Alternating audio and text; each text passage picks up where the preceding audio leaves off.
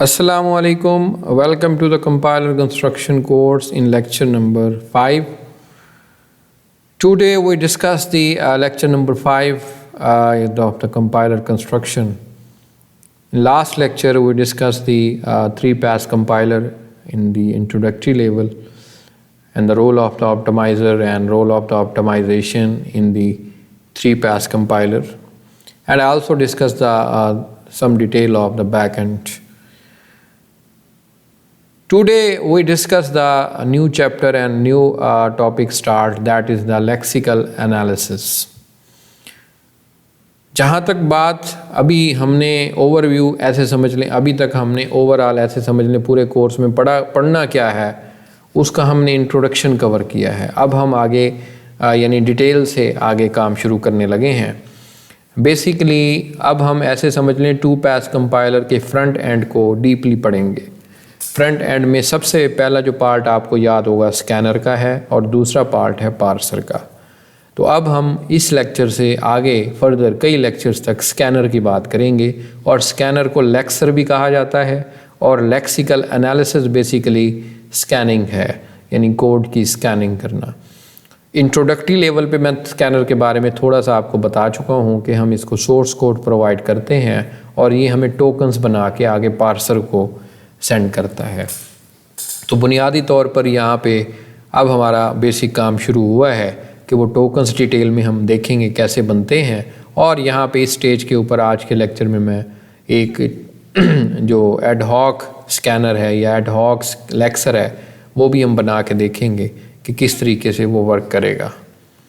तो यहाँ पे आप जैसे जानते हैं कि फ्रंट एंड हमारा ये सोर्स कोड है, और जैसे मैंने कहा है कि ये स्कैनर को प्रोवाइड होगा, स्कैनर टोकन्स बनाएगा और पार्सर को देगा। तो अब हमारे अगले कई लेक्चर्स इसी कंपोनेंट पे होंगे। ये जब मुकम्मल होगा तो फिर हम पार्सर पे मूव कर जाएंगे। तो ये काफ़ी इम्पॉर्टेंट चीज़ है।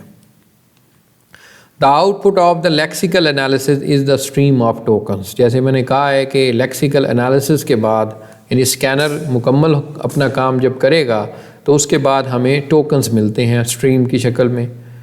यहाँ पे अब आपके सामने एक छोटा सा कोड है सी का या C++ का कि if i is equal to j, कि अगर i j के बराबर है तो z में 0 असाइन कर दो, अदरवाइज़ z में 1 असाइन कर दो। अब हमने इसके टोकन्स बनाने हैं, तो टोकन्स चलिए जी बनाते हैं। इनपुट जस्ट द सीक्वेंस और करैक्टर। जैसे मैंने आपको कहा है ये अगर फर्ज करें ये आगे इनपुट इस कोड की कैसे जाएगी, स्ट्रीम ऑफ करैक्टर्स में। मैंने आपको बताया था इसमें पहले आई जाएगा, फिर f जाएगा, फिर ये ब्रैकेट जाएगी, फिर यहाँ स्पेस होगा तो वो जाएगा आई, फिर स्पेस, फिर ये इक्वल साइन, फिर ये असाइनमेंट ऑपरेटर, फिर ये इक्वल बन जाएगा, उसके बाद फिर स्पेस, फिर j, फिर closing bracket and so fourth. ये सारी चीज़ें जो है वो करैक्टर बाय करैक्टर जो है वो आगे जाएंगी। उसके बाद क्या है यहाँ पे अब आप देखें वही आपके सामने मैंने यहाँ पे करैक्टर्स स्ट्रीम की फॉर्म में दिखाए हैं कि आई है, फिर f है, फिर यहाँ पे ओपन ब्रैकेट है, फिर यहाँ पे फिर \b है, यानी वो स्पेस कह लें आप इसको, ब्लैंक, उसके बाद आई है, फिर ब्लैंक है, उसके बाद असाइनमेंट ऑपरेटर एक, फिर दूसरा, फिर ब्लैंक है, फिर j, फिर आगे दूसरी लाइन पे चले गए तो \n, फिर \t इंडेंटेशन के लिए होता है। तो इस तरह आप देखें कि डॉट डॉट का मतलब है आगे भी इसी तरह सारे करैक्टर्स जो हैं वो इस जो है वो बिट्स की फॉर्म में या बाइट्स की फॉर्म में जाएंगे। गोल क्या है? Partition input string into the sub string, यानी इस को हमने इनपुट स्ट्रिंग को मज़ीद सब स्ट्रिंग में डिवाइड कर दिया। Then classify them according to their roles. अब हमने जब इनको सब स्ट्रिंग में डिवाइड कर दिया तो हर स्ट्रिंग सब स्ट्रिंग को फिर हम ये देखेंगे कि क्लासीफाई करेंगे कि भाई ये आइडेंटिफायर हैं, ये नंबर हैं, ये लूप की हैं, ये मतलब क्लासिफिकेशन बनानी है। A token is a syntactic category, यानी टोकन्स का काम सिंटैक्स के साथ होता है। नेचुरल लैंग्वेजेस में अगर आप देखें मैंने लिखा है, यानी इंग्लिश का एक सेंटेंस आपके सामने है, ही रोट द प्रोग्राम। अब आप इसको देखें तो इसमें जो वर्ड्स हैं वो ही है, रोट है, दी है और प्रोग्राम है। बुनियादी तौर पर इंग्लिश जो नेचुरल लैंग्वेज है उसके अंदर हम वर्ड इस तरह देखते हैं, इसमें फिर करैक्टर होते हैं, एच हो गया, ई हो गया। इसी तरह ये अब आपके सामने प्रोग्रामिंग लैंग्वेज में अगर मैंने ये स्टेटमेंट लिखी है तो if is equal to if is into B is equal to 0 then A assign to the B, यानी बी की वैल्यू ए में असाइन कर दो अगर बी 0 के बराबर है तो ये हम करना चाह रहे हैं। इसमें अब आप देखें वर्ड्स बनेंगे इफ़, उसके बाद ये ब्रैकेट, उसके बाद ये बी, उसके बाद ये इक्वलिटी ऑपरेटर। अब ये सिंगल इक्वल नहीं आएगा, दो इक्वल इकट्ठे हैं। अगर ये सिंगल असाइनमेंट ऑपरेटर होता तो ये टोकन डिफरेंट बनता। उसके बाद यहाँ पे 0, फिर क्लोजिंग ब्रैकेट, फिर ए, उसके बाद फिर असाइनमेंट ऑपरेटर है, फिर बी है।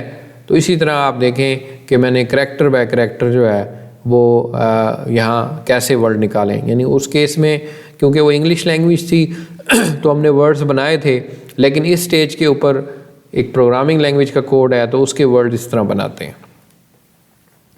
अब आइडेंटिफायर जो हैं वो बेसिकली एक्स हैं या वाई 11 या मैक्स साइज इस तरह के होते हैं। और कीवर्ड्स आपको पता है, अगर आप सी या C++ की बात करें तो उसमें इफ़ का कीवर्ड होता है, एल्स का है, वाइल, फॉर और इस तरह के 32 कीवर्ड्स टोटल हैं, आप जानते हैं उनके बारे में।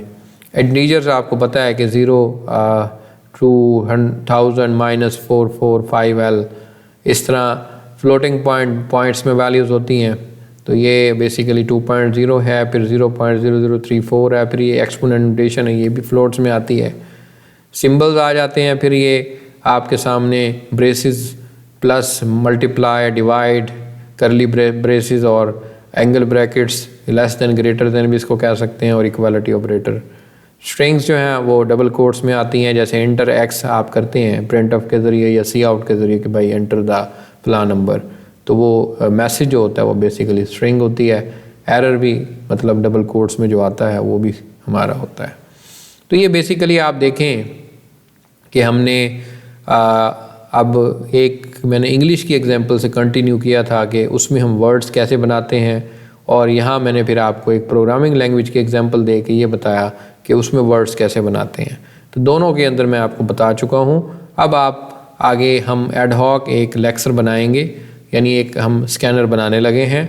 एग्जाम्पल के ज़रिए हम उसको आगे प्रूव करेंगे, और ये आप बना भी सकते हैं, और ये मैं आपको बताऊंगा कि क्या तरीक़ाकार है अगर हम खुद से अपना कोई लेक्चर बनाना चाहें तो उसका क्या तरीक़ाकार है। तो हम कोड जो है वो लिखते हैं और टोकन्स बनाएंगे।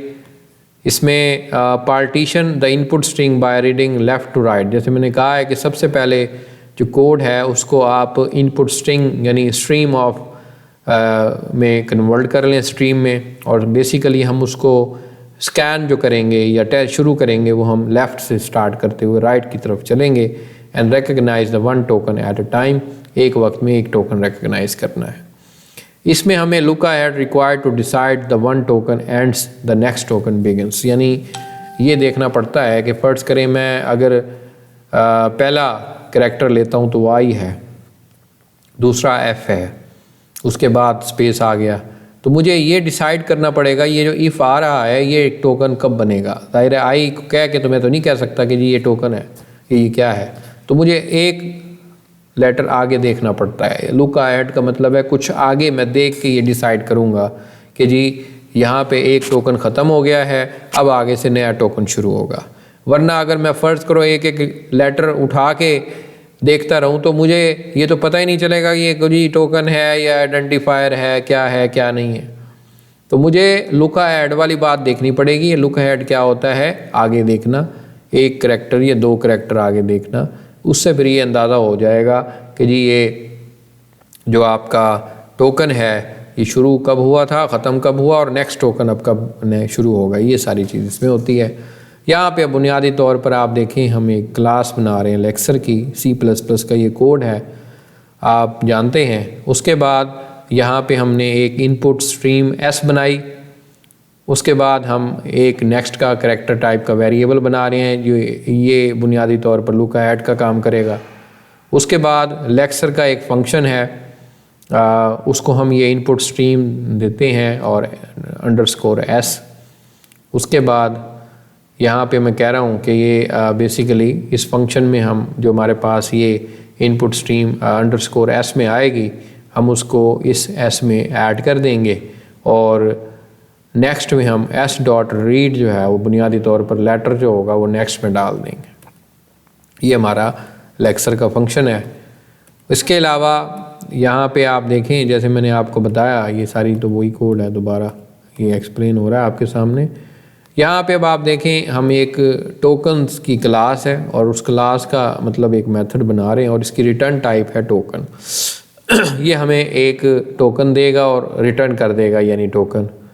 अगर हम यहाँ पे कह रहे हैं कि इफ़ आई डी कैर, तो नेक्स्ट, अगर हमने नेक्स्ट किया और हमें यानी करैक्टर मिला कोई, तो हम रिटर्न रीड आईडी कर देंगे।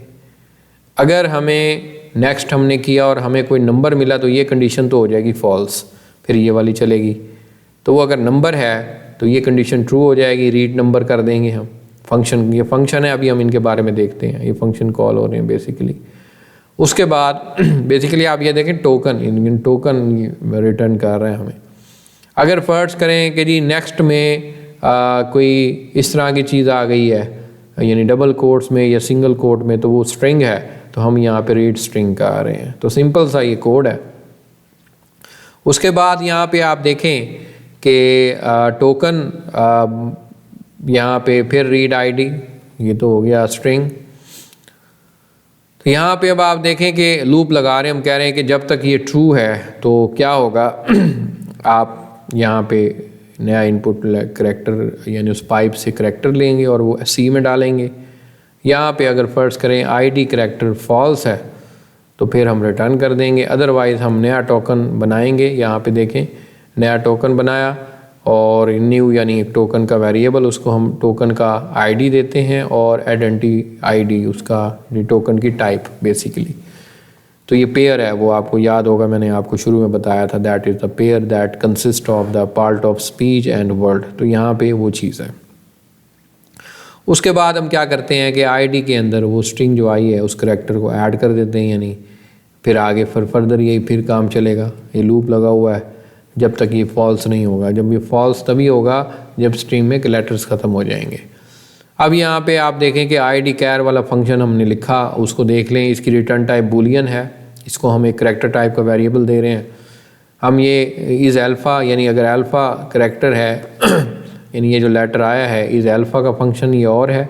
ये क्या करता है, ये देखता है कि सी के अंदर जो है वो नंबर आया है या कोई डिजिट है या कोई ABC का कोई लेटर है। अगर वो ABC का लेटर होगा तो ये कंडीशन ट्रू हो जाएगी और रिटर्न ट्रू हो जाएगा।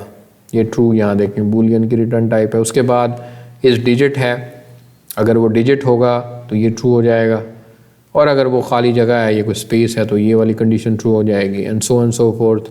अदरवाइज़ यहाँ पे रिटर्न फॉल्स हो रहा है। तो रीड नंबर में आप देखें, आप बेसिकली टी नम का आ रहे हैं, उसमें टी आई डी का आ रहे थे।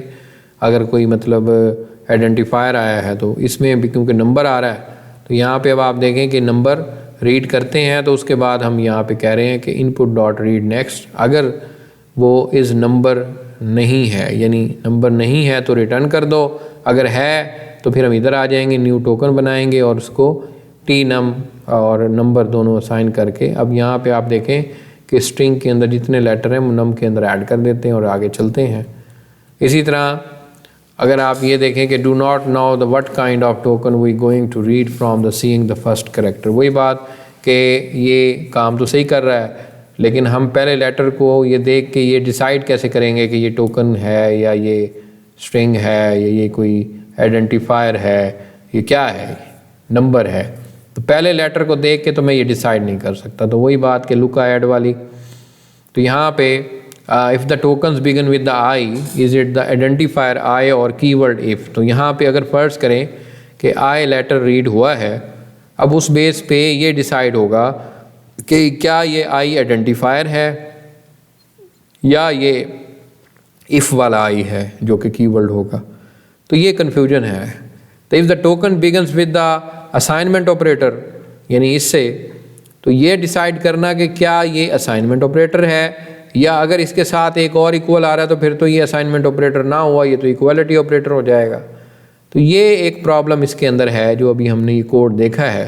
तो ये चीज़ डिसाइड करना कि जी एक करैक्टर या लेटर जो भी आया है उसकी बेस पे मैं नहीं डिसाइड कर सकता कि जी ये करैक्टर है, ये आइडेंटिफायर है, या ये नंबर है, ये क्या चीज़ है। ये चीज़ बड़ी इंपॉर्टेंट है। Need a more principled approach, हमें कोई एक और ऑर्गेनाइज्ड या एक और लॉजिकल चीज़ चाहिए। Use the lexer generator to generate the efficient tokenizer automatically. तो एक टूल है जिसको लेक्सर जनरेटर कह सकते हैं या लेक्सर कह सकते हैं, वो बुनियादी तौर पर टोकन्स जो हैं वो जनरेट करता है, और उसका जो तस्करा हम करेंगे अगले लेक्चर में करेंगे। वो टूल कौन सा है वो अवेलेबल है मुख्तलिफ़ लैंग्वेजेस के लिए, आप ख़ुद भी उसको डाउनलोड करके अपनी मतलब टोकन्स वगैरह बना सकते हैं। तो आज का लेक्चर मैं यहीं पे ख़त्म करना चाहूँगा, और मेरी आपसे गुजारिश है कि जो आपकी टेक्स्ट बुक है उसके अंदर आप ज़रूर पढ़ें, इसके बारे में एग्जाम्पल दी हुई हैं।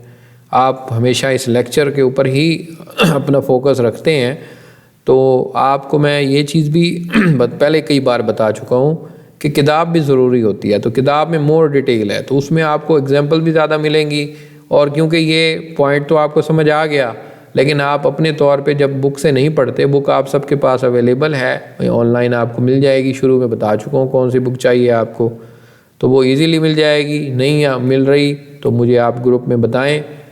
तो ज़ाहिर है अगर आप लेक्चर सुन रहे हैं तो फिर तो आप मुझे बताएंगे कि किताब आपको मिल रही है या नहीं। अगर आप लेक्चर ही नहीं सुन रहे तो फिर तो किसी किताब की भी ज़रूरत नहीं है और किसी लेक्चर की भी ज़रूरत नहीं है।